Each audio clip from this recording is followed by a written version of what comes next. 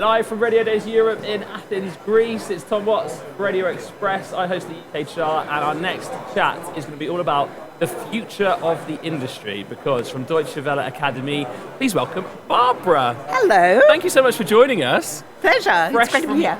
Fresh from your session. Yes. Tell us a little bit about what you were talking about, what you're doing here at Radio Days Europe. Yeah. Get into it. Brilliant. So I work for Deutsche Welle Academy, which is the journalism training and media development division of Deutsche Welle, Germany's international broadcaster.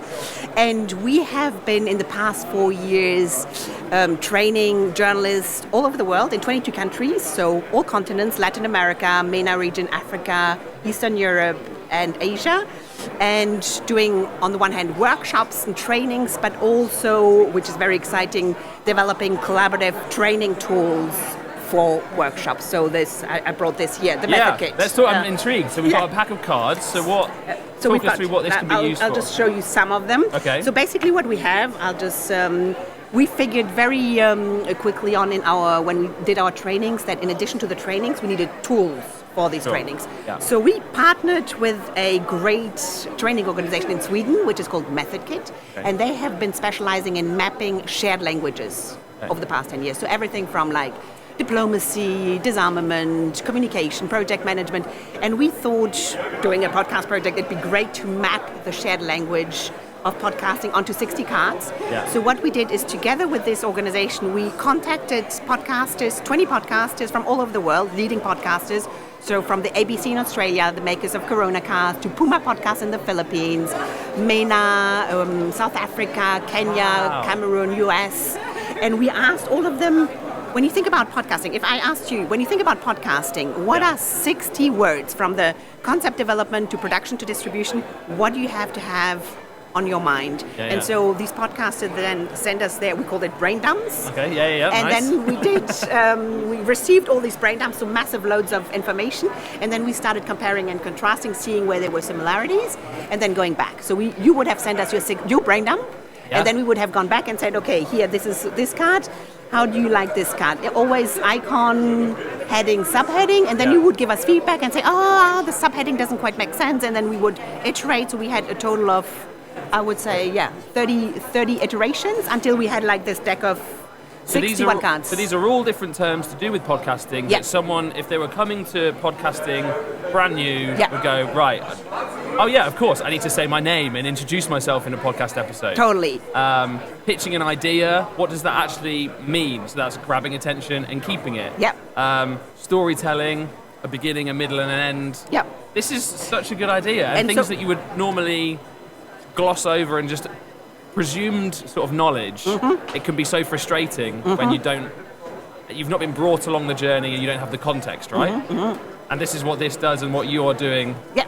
And so, for example, you could be like thinking, okay, in my stage of my podcast development, you could start prioritizing and looking at the deck. Okay, I know my concept, so that's already done, or I know the type, this, but then you could sort of, I still need to work. So it helps you prioritize where you're at. You can choose certain cards. What we did now in our session yesterday, also something that works really well in conferences, is that we listen to, in groups, people who don't know each other, we listen to a podcast snippet, and then we give the deck to the group and say, okay, now you have 10 minutes, agree to the 3 most important cards that resonated. And that gets people instantly deep dive, discuss, and it just gives you a framework and a little guidelines or a little sort of, it helps you along the journey. And so we felt that it's an icebreaker. It does, as you see, it doesn't give you all the answers. It's a starting point, but that's what it's all about. It's everyone uses it in the way they want to use it. And it's to start making you think, right? So you might go, right, I've got this idea, but what's the purpose of it? Why are you making this? And it makes you think about it in more detail to really hone in on the nucleus of what your idea is, right? It's amazing. I've never seen anything like this before, and I really love it. Yeah, and we launched it a while back in London, and then instantly people were asking for, what about Arabic? What about French? And because we had this network, we have now been able to, basically the past year and a half, every 2 weeks, we've added, on average, a new language. So we're now, we've got 42 languages, lots of non-European languages. Fantastic. I think also we see it here at Radio Days Europe, it's very English-focused. So it's very important to have more diverse linguistic diversity. So we're very proud. For example, now here in Athens, we launched the Greek version. Yeah. So It's so refreshing to hear. We were just talking to Jacqueline Bierhorst, who's the president of World DAB, and she was really talking about collaboration, bringing people together, moving the whole industry forward together, and sort of leveling that playing field. And it's a similar sort of idea and thought process here, right?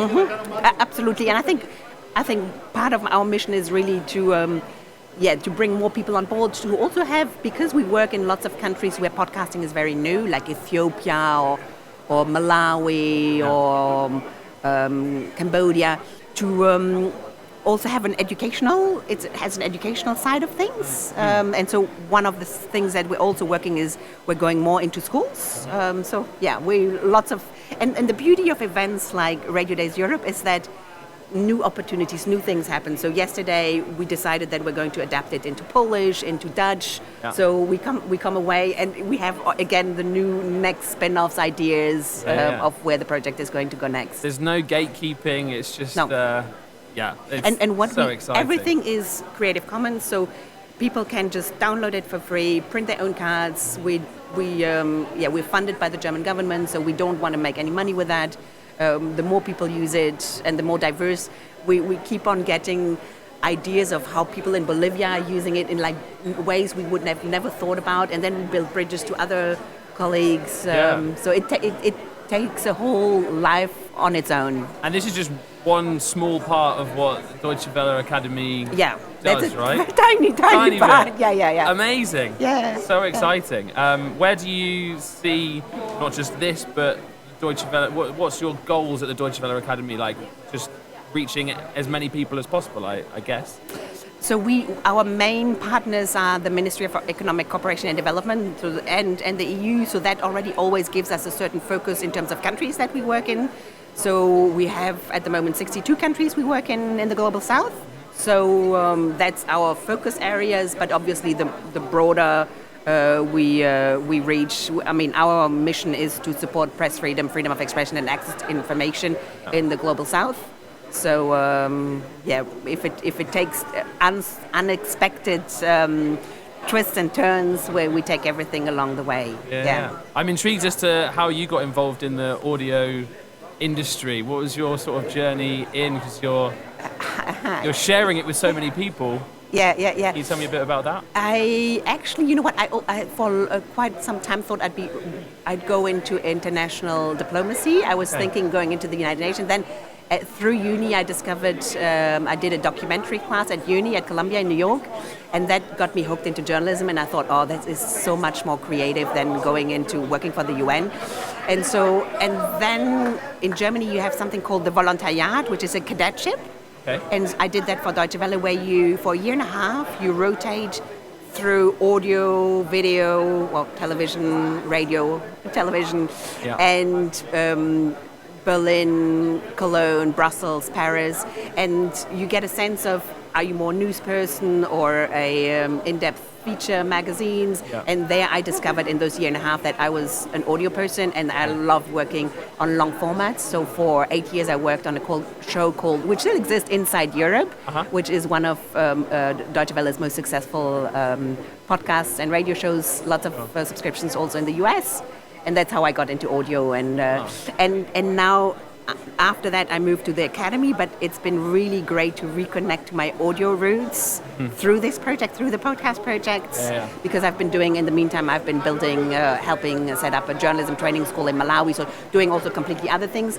But my heart really beats for audio, and actually working with a lot of podcasters and audio makers from all over the world, I feel like I would love to start taking the mic again myself. But we'll see. Yeah. I would love to. You've got an idea. I feel like you've got an idea of how that's going to work and happen. You don't have to share it with us. No.